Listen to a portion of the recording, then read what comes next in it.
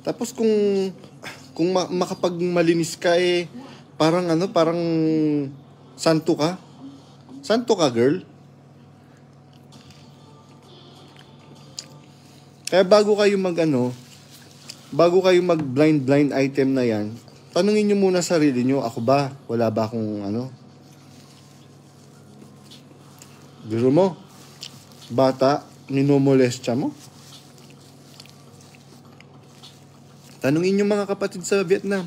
Yan, ayoko sana kitang pangalanan Kaya lang, yan, mahilig kang mag-blind item, mahilig kang magpasikat, mahilig kang pumapel. Di pumapil ka ng pumapel.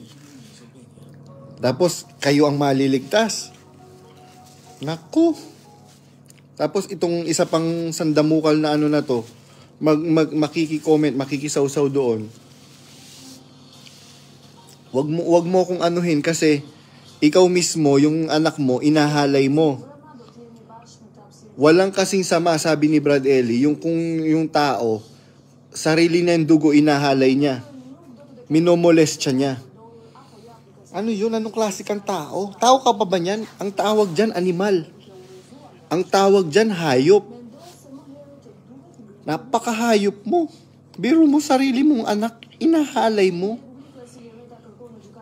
Kadiri ka.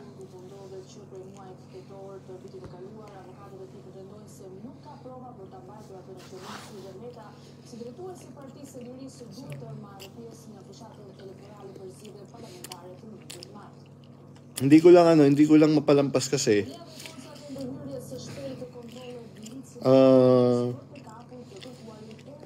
dahil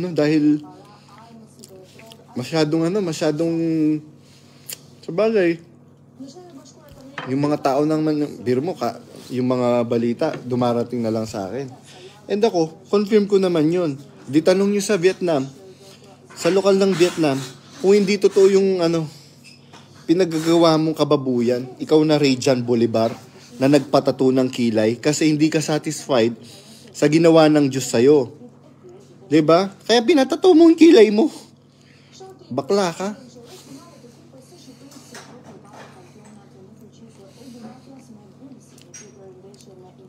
Tapos yung makikisaw-saw yung isa dyan na gustong sumikat. Magsisi ka naman, kilabutan ka naman. Grabe ka. Sarili mong anak, hinalay mo. Hindi ka na nahiya. Hindi ka na nahiya sa asawa mo.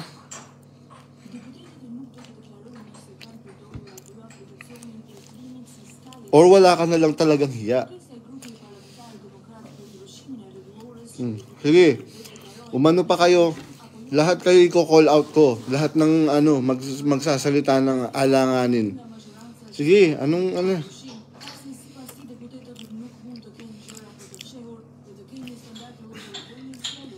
Sige, magpatong-patong pa kayo.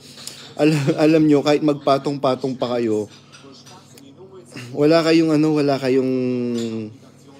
papatunayan nyo lang talaga na wala na ang Diyos dyan sa samahan na yan na MCGI.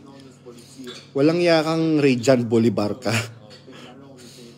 Isa kang pedophile. Tandaan mo yan, isa kang pedophile. Hindi ka na nahiya. Dumidestino ka tapos inahalay mo yung anak ng kapatid.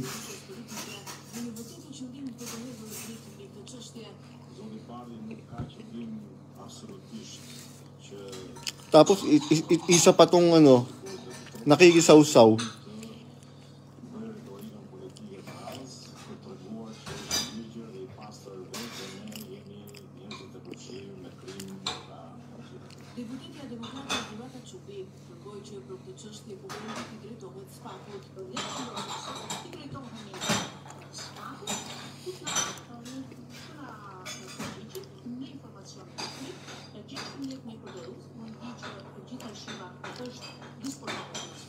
Ayun, inano ko lang po kasi